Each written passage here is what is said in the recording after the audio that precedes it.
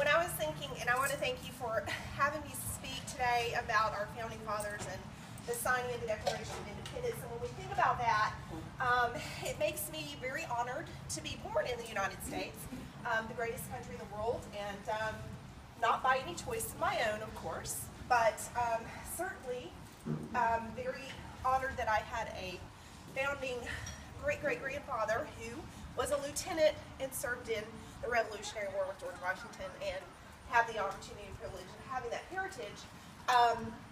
But also, when you think about the sacrifices that they made for the country that we have today, you know, it's kind of hard to be put in that place and say, you know, they made a difficult decision. It was committing treason against the king, and very hard and very difficult for them to make. And when we were in Williamsburg, Virginia on vacation several years ago, when our kids were about 7 and 9 at the time, we just happened to be there the latter part of June when the entire Redcoat Army was encamped on Williamsburg. They only do that twice a year, and we just happened to be there. So, as we're walking along Williamsburg, we had the opportunity to actually engage in conversation with them, and it was like stepping back in time, literally, because they are in complete uniforms, except they were in red, but similar. And so, and they're even smoking pipes, the really long ones, and they're just hanging out and engaging people in the discussion of, what do you think about the revolution, and how do you feel about that, and merchants, and things like that. We had the opportunity to sit on in a actual courtroom and present a case that was a real case, where we read the differences in people just kind of voting and saying, well, I feel this, and I'm afraid of this, and I'm afraid of that. We had the opportunity to do that, and so it really made me more understanding of what they were doing and what they were sacrificing, and how dangerous it was. So that was one of the most fun vacations I've ever had, just being able to be a part of, seeing them march down the road and ride their horses down the road, and they were camped out, and we could actually go in the campsites, and they were literally sleeping in these little tents and cooking food, and it was the middle of June, but it was very hot, and they were just always in their full dress uniforms. It was just very, it was a very interesting time and vacation, and it really made me reflect on the sacrifices and the decisions that they made to create in the future a country that allows everybody to have the freedoms that we are so thankful to have, and also to help other countries have that same freedom as we in our military helps to be the saviors and the helpers of the world, so to speak. So as we reflect on the people who signed the Declaration of Independence and just what they sacrificed, let's just think about that. We're going to talk about, there's about 14 of them that are listed here that we're going to talk about, and I'm just going to read it to you. On July 4th, 1776, the Declaration of Independence was adopted. What kind of men were the 56 signers who adopted the Declaration of Independence, and by signing, committed an act of treason against the Crown? Each of us remembers the names of Franklin, Adams, Hancock, and Jefferson, but what about the others? Who were they, and what happened to them? Benjamin Franklin was the only really old man. 18 others were under the age of 40, 3 were in their 20s, and almost half were judges and lawyers.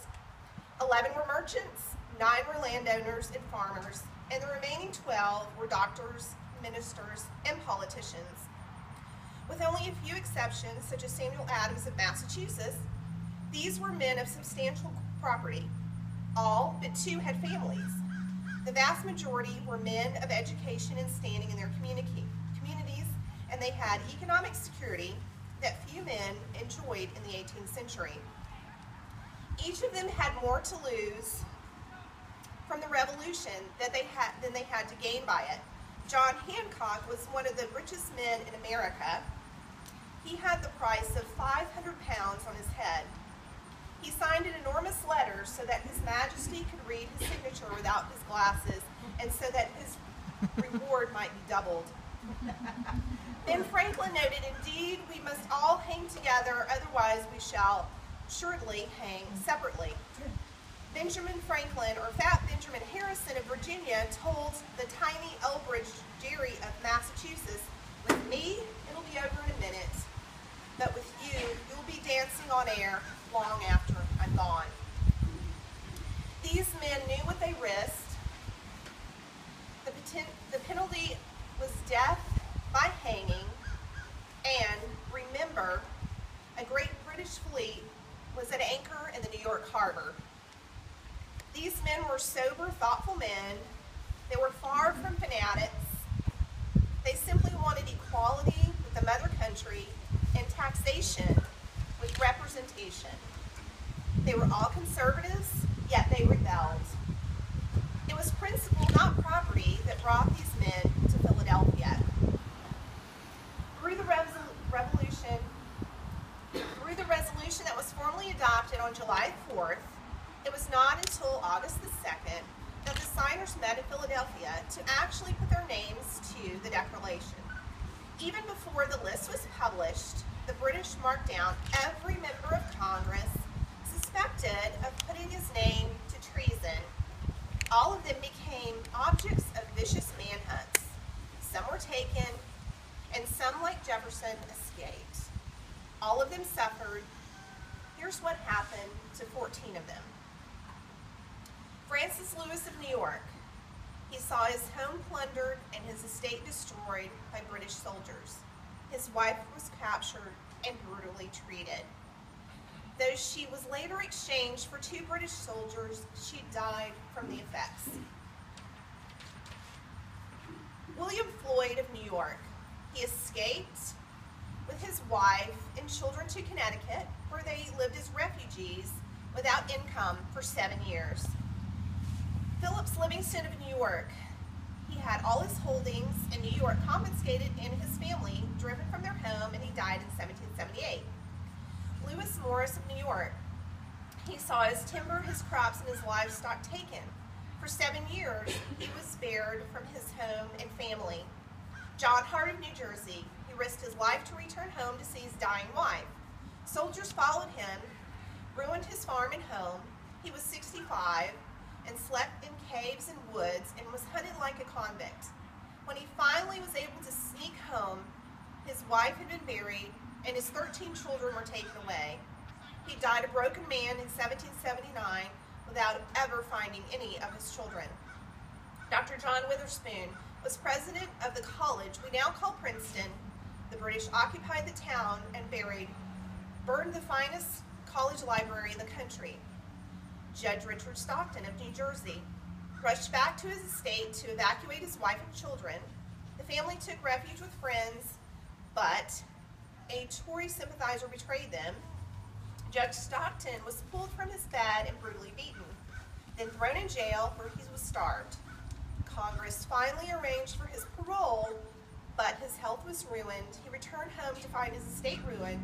He died, and his family then had to live off of charity. Robert Morris, merchant of Philadelphia, raised the money for the arms provisions for Washington to cross the Delaware. In the process, he lost 150 ships and bled his fortune and his credit dry. George Clymer of Pennsylvania. He escaped with his family, but all his property was destroyed by the British. John Martin of Pennsylvania. All his neighbors and relatives were supporters of the crown, so he was ostracized. He died in 1777, and his last words were, "They will live to see the day when they shall acknowledge that my signing was the most glorious service that I've ever rendered to my country." William Ellery of Rhode Island. He saw his property and home burned to the ground. Edward Rutledge, Arthur Middleton, and Thomas Hayward of South Carolina were captured by the British and taken as prisoners of war to St. Augustine, Florida. They were exchanged at the end of the war, but their estates had been destroyed. Thomas Nelson of Virginia. He had a palatial home where Lord Cornwall and his staff stayed. It was smashed by a cannonball. Nelson raised $2 million for the revolutionary cause by pleading by pledging his own estate. When the loans came due, Congress refused to honor them, and all his property was forfeited. He was never reimbursed, and he died impoverished a few years later. Abraham Clark of New Jersey, his 2 sons were captured and put on the hell ship Jersey, where 11,000 American captives were to die of starvation. The British came to his house to offer to spare his sons' lives if he would recount and come out for the king. The utter anguish in his heart must reach out to us down through 200 years with his answer, no. By doing so, his sons were doomed to die of starvation. Of those 56 signers of the Declaration of Independence, 9 died of wounds during the war, 5 were captured, imprisoned with brutal treatment, several lost wives, sons, or entire families. 1 lost all 13 children. All were at one time or another the victims of manhunts and driven from their homes, and 12 signers had their homes completely burned. 17 lost everything they owned, yet not one defected or went back on his pledged word. Their honor and the nation they sacrificed so much for and so much to create is still intact. Do we really appreciate their sacrifices? And do the 56 signers of the Declaration of Independence prove by their deeds when they stated, for the support of this declaration, with the firm reliance on the protective of divine providence, we mutually pledge to each other our lives, our fortunes, and our sacred honor. So as we reflect on that and the lives that were sacrificed and the decisions that they made to create what we have today,